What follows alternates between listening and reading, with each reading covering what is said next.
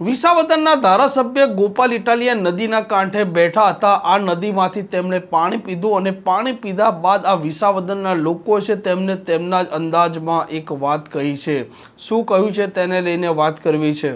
વૈષ્ણવજન તો તેને કહીએ જે પીડ પરાઈ જાનાને રે।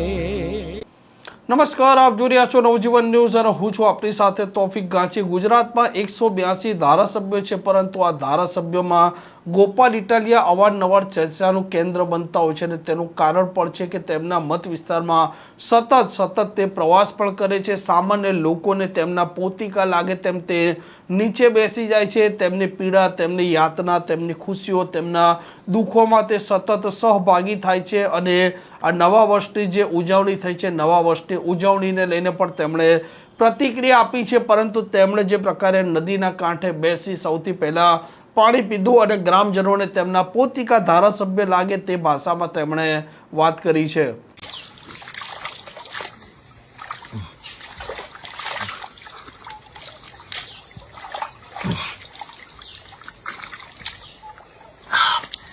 બધાને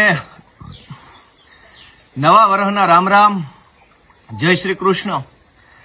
આ નવા વર્ષમાં હું તમને બધાને મળવા ઈચ્છું છું। વિસાવદર વિધાનસભાના ધારાસભ્ય બન્યા પછી આ પહેલું નવું બેસતું વર્ષ છે।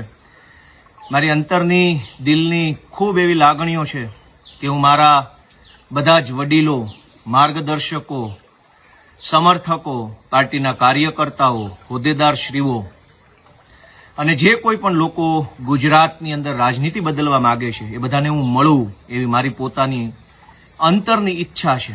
અને એટલે પરમ દિવસે એટલે કે તારીખ 25ના રોજ વિસાવદર ખાતે શ્રી સતીઆઈ પાર્ટી પ્લોટમાં એક સ્નેહ મિલન સમારોહનું આયોજન કર્યું છે।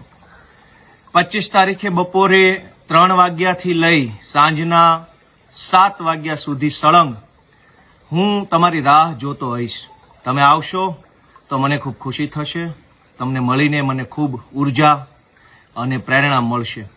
ગુજરાતભરના સૌ કાર્યકર્તાઓ, આમ આદમી પાર્ટીના સૌ શુભચિંતકો, ગોપાલભાઈ ઇટાલિયાને આશીર્વાદ આપતા સૌ વડીલો, તમામ માતાઓ, બહેનો, બધાયને હૃદયપૂર્વક હું આમંત્રણ પાઠવું છું કે પરમ દિવસે એટલે કે તારીખ 25/10/2025ના રોજ આપ સૌ વિસાવદર ખાતે આયોજિત સ્નેહ મિલન સમારોહમાં ઉપસ્થિત રહી અને મને આશીર્વાદ આપો।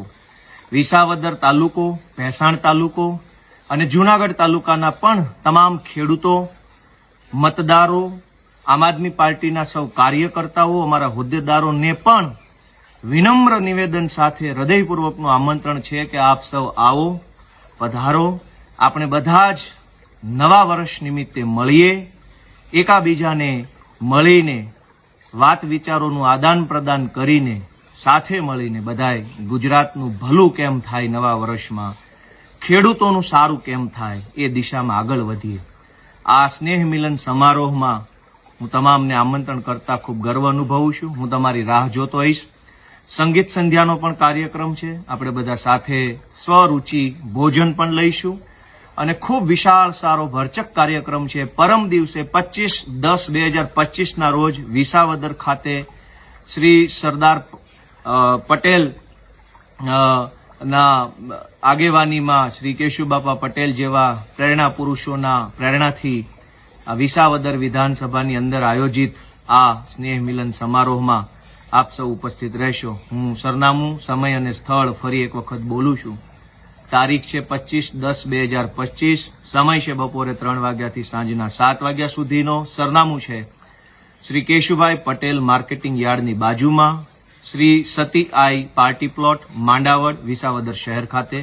આપ સૌ આવો એવી આગ્રહભરી વિનંતી સાથે। આમ વિસાવદરના ધારાસભ્ય ગોપાલ ઇટાલિયાના અવારનવાર અનેક પ્રકારના સ્વરૂપો આવે છે અને ખાસ કરીને તેમના મત વિસ્તારના લોકો છે, આ ગ્રામજનોને તે એવી રીતે મળે છે કે ત્યાંના તે રહેવાસી છે, તે ધારાસભ્ય નથી પરંતુ તેમના પરિવારના એક સભ્ય છે।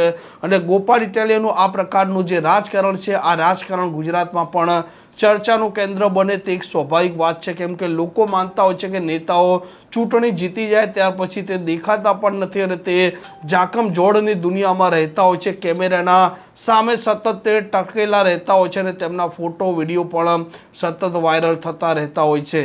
આ પ્રકારના સમાચાર પ્રકારના અહેવાલ માટે નવજીવન ન્યૂઝ ચેનલને લાઇક, શેર અને સબસ્ક્રાઇબ કરવાનું ભૂલતા નહીં. નમસ્કાર. વૈષ્ણવજન તો તેને